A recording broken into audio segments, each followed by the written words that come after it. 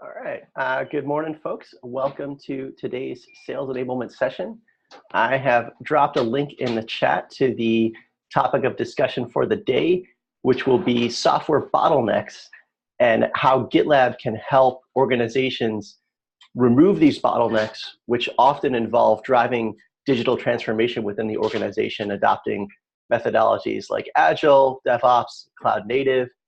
Some of these are functional capabilities that GitLab has that are going to directly help to address some of these bottlenecks.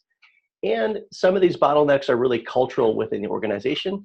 So we can have a discussion today, which I really hope is two-way to talk about some of these bottlenecks. So with that, I would like to share my screen.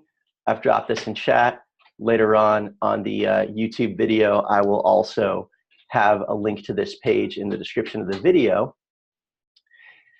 And in a nutshell, what are bottlenecks about? If you think of software as a delivering software like a factory where everything needs to get through each step, when you get to a bottleneck, everything gets jammed up there and it's going to reduce velocity.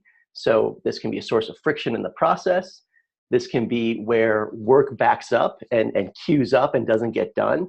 And so this leads to a hurry up and wait. You are working really, really fast to get something done to hand it off to the next team, and then you're stuck there waiting for somebody to hand things to you. It's really painful.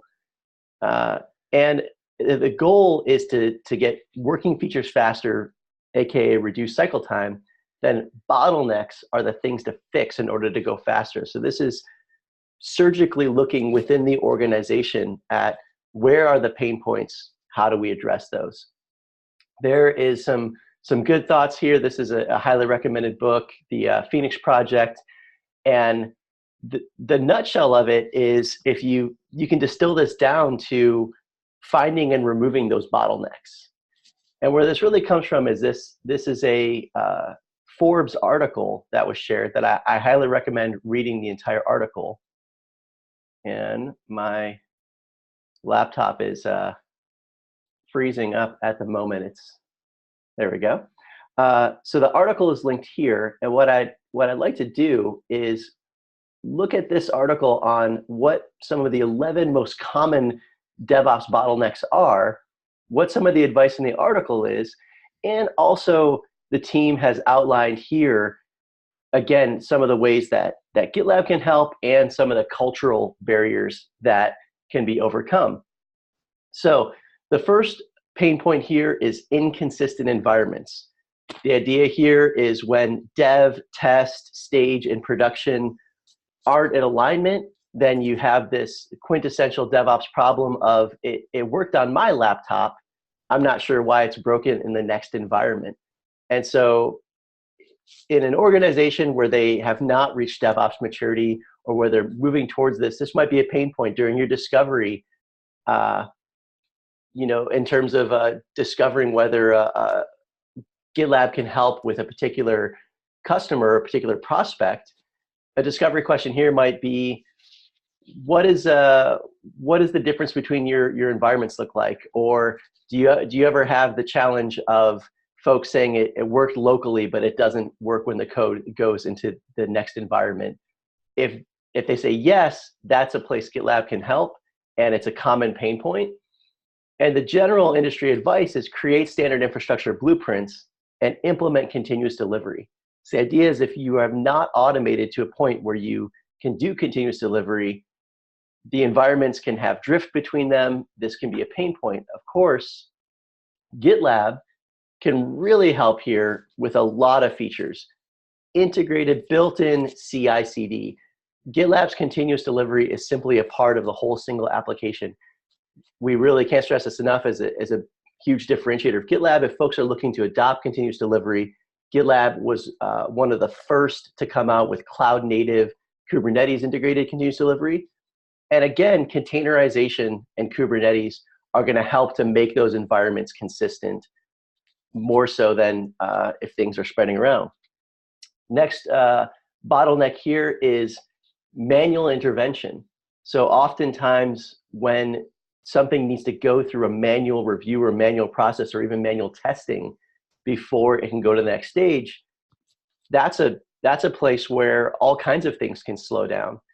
The advice here is to automate the build and deployment process and implement a test-driven automation methodology, such as test-driven development. Again, this is a place where GitLab's built-in CI/CD enables that automation. One of the great stories here is our Paisler customer story. If I can go over quickly to our customers page. And I remember speaking with them about this very instance. They were spending a lot of time doing manual QA work. Not only did they speed up 4x more releases, which is a big deal. They switched from Jenkins and they were able to release 4 times as often. But if you look at some of these other improvements, 120x speed increase specifically on testing. So if you dig into this case study, essentially their QA teams were spending a lot of time doing manual testing. And by putting all of that testing and automating it into a GitLab pipeline, they were able to essentially spend 120x less time doing QA because they were able to automate that with GitLab. So that's one where we can really help, is removing a lot of the manual work, moving into automation, and not only the fact that GitLab's CI/CD is built in and part of a single application, but also our CI YAML is key enabler here because it can be versioned. You can track your pipeline as code. SDLC maturity is another pain point here. This is where we're striving to deliver software in shorter increments with a high degree of reliability. This advice is invest in training, hold blameless postmortems, and continuously solicit feedback to improve.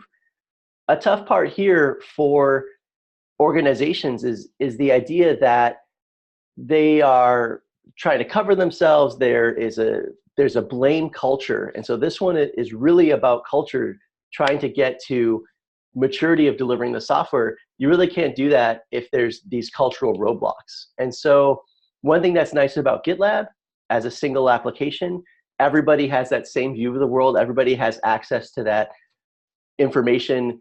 The developers can see the testing, the QA folks have the code and the issues. This allows collaboration across teams and facilitates coming together rather than being siloed. So as folks are seeking to adopt these practices, this can help them gain maturity there.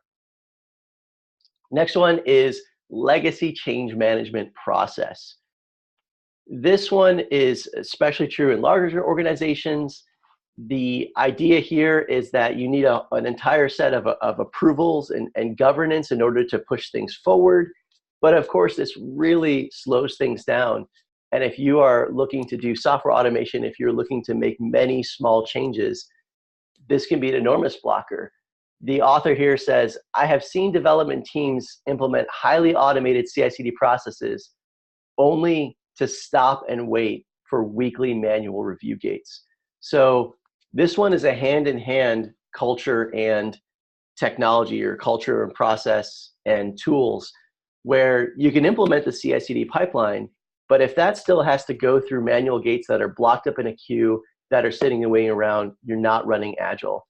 So the advice here is that companies need to look at these legacy processes and how to modernize the processes to become more agile instead of being the reason why their company can't move fast enough. With GitLab, this is about understanding those processes, but we have a lot of features that can really help in this area. For example, all of our auditing and traceability capabilities, being able to review what's happening with your code gives you a really unprecedented visibility into your entire software factory, where the DevOps toolchain is opaque and data lives in different places. Auditing those processes is really hard. You have to audit them in all the different tools. With GitLab, having a single tool, single auditability and place to look at changes can oftentimes meet a lot of the change management needs without having to be blocking. And then additionally, our specific deployment features. So when you have GitLab and when you have Kubernetes, we enable canary and incremental deployments. These types of deployment strategies dramatically reduce the risk of deploying change. So as you shift to microservices, things are made smaller. As you adopt modern deployment practices like canary deployments, incremental rollouts, these can really reduce the risk. And so the need for heavy-handed change management starts to fall away a little bit. I see some folks are popping stuff into chat.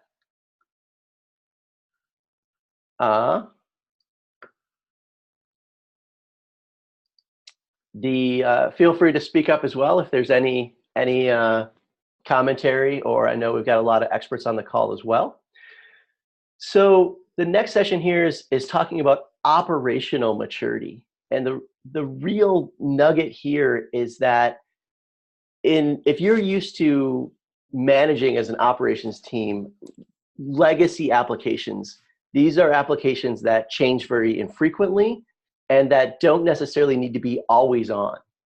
As you shift to modern applications that, again, change quickly because this is how you're going to iterate and be agile, but also even other trends, globalization, remote workforces, more teams using the same application, you need that to be always on. If your application's down, your workforce is down.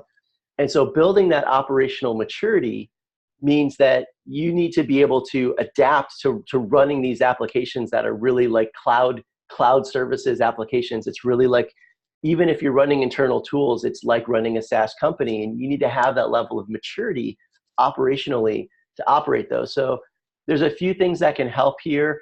Operations is a team sport. In organizations that silo out the dev and operations teams, this is a sure path to discontinuity, to problems, to bottlenecks. Having teams that are cross-functional, this is a key tenet of DevOps, is breaking up these huge silos, moving from project management to products. Instead of thinking about just projects, thinking about products, and those teams owning that product or owning that service, owning the operational capabilities of that service. If the service goes down, they're responsible for it. And in order to drive that change, a key factor here is great application performance monitoring tools. You can't manage what you can't measure. You need to have visibility into what is happening on your network. As it becomes more complex, you really need to manage those things. Of course, GitLab here comes with bundled Prometheus, but not just bundled, really tightly integrated features. So out of the box, if you're using Kubernetes, you end up getting some pod logs. You end up getting these tightly integrated features where if you were trying to use them in other scenarios, you'd have to go and manually build that, but GitLab's done a lot of that work for you. So having great monitoring as well leads to that operational maturity. I'm gonna try to speed up a little bit. I probably feel like this is exciting topics. You know, these are pain points. This is what our customers are feeling as pain, and there's a lot of things that we can do to help. So it's exciting to talk about, but maybe I'll just pick out a few and then we'll dig in. Outdating testing practices. Again, this is having a separate QA department that's not fully integrated into the development team. This is about the DevOps shifting culturally to more cross-functional teams where QA is embedded inside of dev. And the idea here of owning that this is quality is everyone's responsibility, not just QA. What better way to enable that type of cultural change than to have integrated GitLab CI, where right on every single merge request, you get to see that pipeline. This is one right here. If you were talking to a prospect and you might even ask them, how much back and forth is there between your dev and QA teams? If they're lower, if they're earlier in their maturity, these could be separate organizations. They might say, oh yeah, it's a big pain point for us. There's a lot of back and forth. I remember speaking to a large telecoms company at KubeCon. This was their pain point. They're like, yes, there's a lot of back and forth. Then you just even can show them a really basic merge request and say, what would it look like for your developers that are working on something to be able to have this view of the world where there's the pipeline right there, They can see what broke. They can see what the tests are. And by the way, check out the CI YAML file. If they need to add additional tests, they can even self-serve on that. That is an amazing new way of thinking, even to be able to have this cross-team collaboration and to be able to do it in one tool. Because the other pain point is flipping around between multiple tools. So some organizations do empower their developers to do this, but they're flipping around between different tools. So that's when I wanted to dig into automating waste. Of course, if you have a process that is has a lot of bottlenecks in it, and then you just port that into your automation, that's not going to be helpful. Competing on misaligned incentives or lack of ownership. And the advice here is to work with HR to change the rewards and incentives for faster desired behavior. This is a quintessential challenge of the dev and the ops team, right? One team being incentivized with delivering value faster, the other team being incentivized for stability and uptime, and those can be at competing odds. So there's several ways to address that by bringing those teams together, by having the team that develops the service own the operation of that service. That type of ownership can help a lot. And again, having, so this is a place where we can talk about systematic thinking and how you can encourage those teams to work together. And GitLab as a tool can help in this sense, because it's a single application, because all of your teams can have access to that entire, from the planning stage all the way through to all of that, to the monitoring. And having that be accessible can really drive this cultural change of ownership, rather than I'm just going to toss it off to the next folks in the, in the assembly line. Some of these are really cultural, and I'll just cover them briefly because I want to jump into Q&A. There are dependence on heroic efforts. Definitely recommend, again, the Phoenix Project. If there's a single star player on the team, that person's going to be a bottleneck for you. So how do you spread your training out? How do you empower and enable multiple people? A really good one here is our Ask Media Group webinar. We just did a webinar with Ask Media Group. A really key tenet of the way they've implemented GitLab and DevOps is they've built this platform with templates, what they call archetype projects. And so every team just gets these repeatable, usable templates that gets them up and going really quickly. That is a way, by templatizing and making things repeatable, that's a way to remove this is the one hero that knows how to do everything. Governance as an afterthought. This one, again, is cultural, but this is also a problem of the tool chain, right? You have all of these separate tools. Now I have to govern it. How am I going to do that? As opposed to GitLab, which is built from the ground up with governance in mind from the beginning. There's all kinds of features, code owners, merge request approvals, traceability from epics to the issue, to the merge request, to the application monitoring in production. All of these things are going to help you govern our auditing capabilities, which we mentioned. Security built in, security up front rather than bolted on.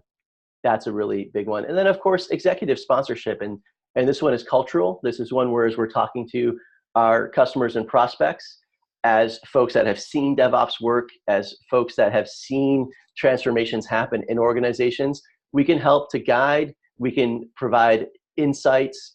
This is about saying, it really does need this executive sponsorship. A lot of DevOps initiatives start from the groundswell because it's freeing and it's empowering for the engineering teams. And so they become really successful if they start, because that groundswell, that grassroots team proves the success of it. But in order for it to really branch out, and we were just having a really good call the other day, Kenny and Joyce and some other folks talking about this concept of, when does the transformation make the leap in organizations? Where does it go from just one team doing something to really spreading on and catching on throughout the entire organization? And a big part of that is that executive sponsorship. And a big part of that the teams can do in order to drive that is to show their successes. So when we're looking through and we're seeing, for example, folks have sped up to 15 releases per day. They've automated 120x%. 90% of the QA is self-serve. These types of success metrics are general for one customer, but when we can work with a prospect that's maybe a team and a grassroots engineering team, and then say, okay, let's look at your successes, pushing those successes up the chain to the executives and saying, look at what we've accomplished, and if we can get your sponsorship, we can drive this in other parts of the org. That's really what helps to drive it forward. So with that, I would love to, I'll just stop the screen share. The article and the full page are available, and would love to just have some back and forth discussion on what are you seeing in the field? Are you running into these bottlenecks? Which ones are the most painful? There's a couple questions. I don't know. Mark, I don't know if you want to chat about your question, or can you articulate that one? I don't know if you're on the phone or on the Zoom.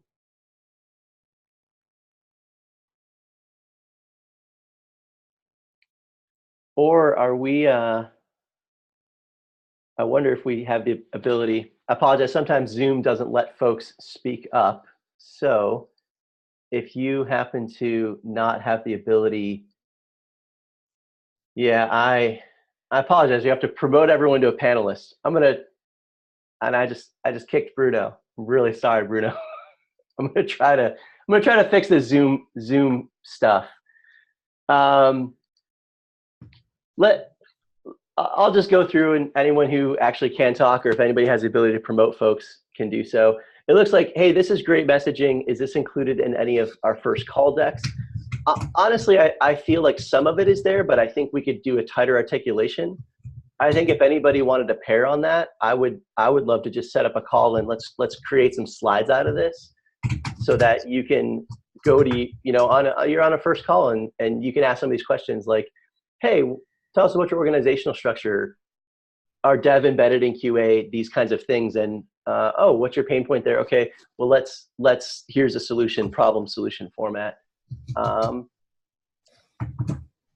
Looks like, John, I don't know if you have the ability to chat here. It looks like there are a few folks that can chat, and maybe somebody's off of mute. Of course, yeah, as I promote you to a panelist, then it unmutes you. That's okay. If there's something specific that you'd like to.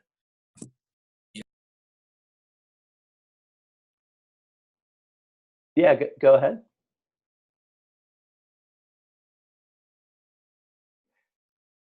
So John has a great point here. He's saying templates can also help with massive adoption, to channel groups into templates that allow them to ensure the process is followed and the workflows are adopted easy.